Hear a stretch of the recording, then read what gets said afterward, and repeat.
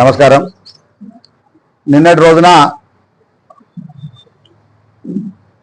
Congress party నాయకులందరూ ప్రజాపాలన కొనసాగిస్తున్న రేవంత్ రెడ్డి గారి నాయకత్వంలో తెలంగాణ రాష్ట్రంలో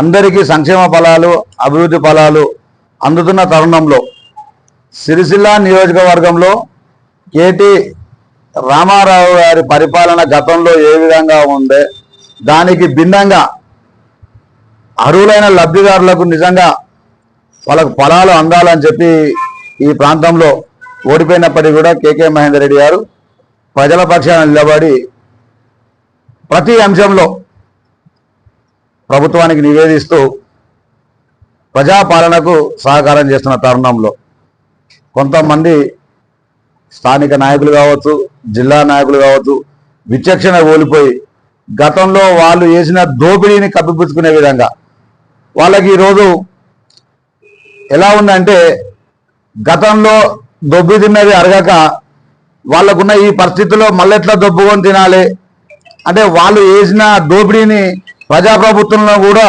చేస్తున్నారు అనుకుని భ్రమలో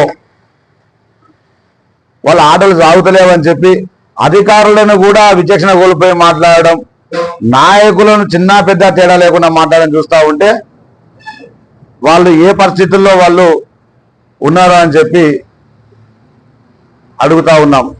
అయితే నిన్నటి రోజున శాంతియుతంగా ప్రజాపాలనకు అనుగుణంగా ప్రతి ప్రభుత్వ కార్యాలయాల్లో రాష్ట్ర ముఖ్యమంత్రి గారి ఫోటో తప్పనిసరిగా ఉండాల్సిందే. అది ప్రోటోకాల్ అంశం. తప్పకుండా విచక్షణ ఉన్న ఏ నాయకుడైనా సరే ప్రజాస్వామ్యయుతంగా రాజ్యాంగబద్ధంగా గెలిచిన ఏ నాయకుడైనా చిత్రపటాన్ని పెట్టుకోవడం కనీస ధర్మం.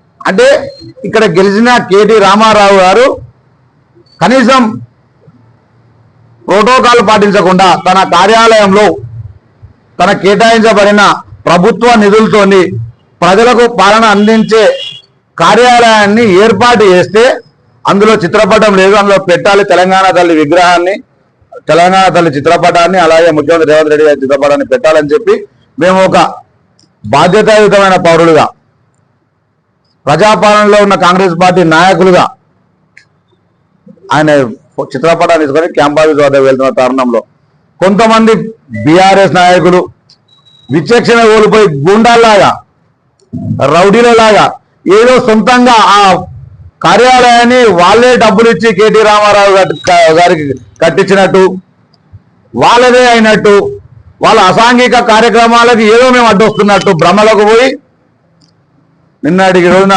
దాడికి పురిగొల్పడం జరిగింది. ఆ టైంలో శాంతి భద్రతలు విఘాతం కలగొద్దని చెప్పి పోలీసులు చాకచక్యంగా ఇరు వర్గాలను చెడగొట్టడం జరిగింది. వాళ్ళు ఏదో మాకు దెబ్బలు తగిలినాయంటే చెప్తా ఉన్నారు. అదే లాఠీ చార్జీ మా వాళ్ళ మీద కూడా జరిగినాయి.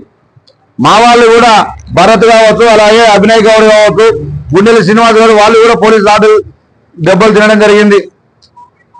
అంటే వాళ్ళు ఎక్కడ ఏ అంశం లేవని ఎత్తినా వాళ్ళు చేసిన తప్పిదాలను కప్పిపుచ్చుకొని ఈ ప్రజాప్రభుత్వంలో దుమ్మెత్తిపోసే ఎజెండానే పెట్టుకున్నట్టు కనబడతా ఉంది. అంటే స్వయంగా కేటీ రామారావు గారు ఈ ప్రాంతంలో ఏ కార్యక్రమానికి అటెండ్ కాకున్నా, ఏ కార్యక్రమానికి రాకున్నా ఆయన ఫోటో ఉంటే సరిపోతుందని చెప్పి తన కార్యకర్తలను పురమాయించి నా ఫోటో పెట్టమని అడిగే దుస్థితికి వచ్చిందంటే కేటీ రామారావు గారి పరిస్థితి ఏ విధంగా ఉందో తెలుసుకోవాలి. అంటే గతంలో సమర్థించిండు, గతంలో ఎన్నో ప్రోటోకాల్ అంశాలలో తప్పులు చేసిండ్రు, అవన్నీ మేము ప్రశ్నించినాం, అవన్నీ మేము అడిగినాం. వీటికి సమాధానం చెప్పలేని పిచ్చి సన్నాసులు వాటిని దాచిపెట్టి ఆహా ఓహో ఏమనంటే కేటీఆర్, ఏమనంటే కేటీఆర్ వేసిన తప్పులు రాబోయని చెప్పి వాళ్ళ ఇంట్లోనే కుంపడి మోపైంది. సొంతంగా వాళ్ళ స్వయాన వాళ్ళ చెల్లెలు గారే చెప్తా ఉన్నారు, మా అన్ననే మా అయ్య చుట్టూన్న పెద్ద దయ్యము మా కొంపలో కుంపడి పెట్టిండు అంత వాళ్ళే కొట్లాడుతారు. అంటే వాళ్ళింటనే ప్రోటోకాల్ విషయంలో గొడవ జరుగుతుంది. అంటే రాష్ట్రంలో ఎంత విధంగా చేసినది ఒకరికి గమనించాలి. అలాగే సిరిసిల్ల మాజీ మున్సిపల్ భర్త జిందా చక్రపాణి గారు కూడా ఈరోజు మాట్లాడుతూ ఉన్నారు. ఆయన ఏం మాట్లాడుతుండో సిరిసిల్ల ప్రజలకు తెలుసు, జిల్లా ప్రజలకు తెలుసు. నీవు చేసిన తతంగం ఏందో, నువ్వు ఎక్కడి నుంచి బయటకు వచ్చినావు, నువ్వు గతంలో చేసిన నీతి పనులు ఏంటియో అవి అందరికీ తెలుసు. ఈ రోజు నువ్వు మాట్లాడుతూ ఉంటే అందరు నవ్వుతా ఉన్నారు. సిగ్గనిపించుకోవాలి. వయసురీత్యా మీరు పెద్దోళ్ళు, అనుభవం ఉన్నది. చిల్లరగాల మాటలు పట్టుకొని మీరు కూడా మాట్లాడడం ఇది భావ్యం కాదు, గుర్తించాలి. అలాగే నిన్న క్యాంప్ ఆఫీస్లో కూడా ప్రెస్ మీట్లు పెడుతున్నారు. అంటే ప్రోటోకాల్ ఎవరు పాటించట్లేదు. కన్సర్న్ డిపార్ట్మెంట్ ద్వారా ముఖ్యమంత్రి గారి ఆ శాఖకు సంబంధించిన మంత్రి గారు ఫోటో పెట్టారు, కార్యక్రమం చేస్తున్నారు. వస్తా అని చెప్పిన వాళ్ళు తప్పకుండా ఫోటో పెడతారు. అలా కేకే మహేందర్ రెడ్డి గారిని ప్రజలే గ్రామానికి పిలుచుకుంటున్నారు. అది స్వయంగా మేము ప్రతిసారి చెప్తా ఉన్నాం. దానికి ఏదో భార్యాభర్తల సంబంధం అంటే ఆడేళ్ళట అని ఒక మేధావి మాట్లాడతాడు. వాడు ఏం మాట్లాడతాడో వానికే తెలియదు. వాడే గొప్ప అనుకుంటుండు, లేకపోతే వాడిని తప్ప ఇక లేదనుకుంటుండు. ఇక యువతలోనికి ఏం తెలియదు అనుకుంటున్నాడు. వాడు ఏదో దాడులు చేస్తాడట, లేకపోతే ఒక్కొక్క సంగతి చెప్తాడట. ఏందిరా భయ్ నువ్వు చెప్పే సంగతి ఏంది, నువ్వు చేసే దాడులు ఏంది? ఏమని భూ కబ్జాలు చేసిర్రా భయ్ గట్టి బయట తీయర్రా అంటే దాడులు అంటారు. ఇసుక దొంగతనాలు చెప్తుర్రా అని అంటే మేము చేయలేదు అంటారు. అరే పోలీస్ స్టేషన్లల్లా, భూములల్లా జిల్లా కలెక్టర్ గారు ఎన్ని వెలికి తీసింది అవన్నీ ఎవరు చేసిర్రా భయ్ అని అడిగితే ప్రోటోకాల్ అంటే తీసుకొచ్చి ప్రోటోకాల్లో తప్పులు చేసింది మీరే. ఇవన్నీ తప్పులు చేసింది మీరు. ఈ రోజు మమ్మల్ని ప్రశ్నించడానికి మీకు సిగ్గుండాలి కొంచెమన్నా.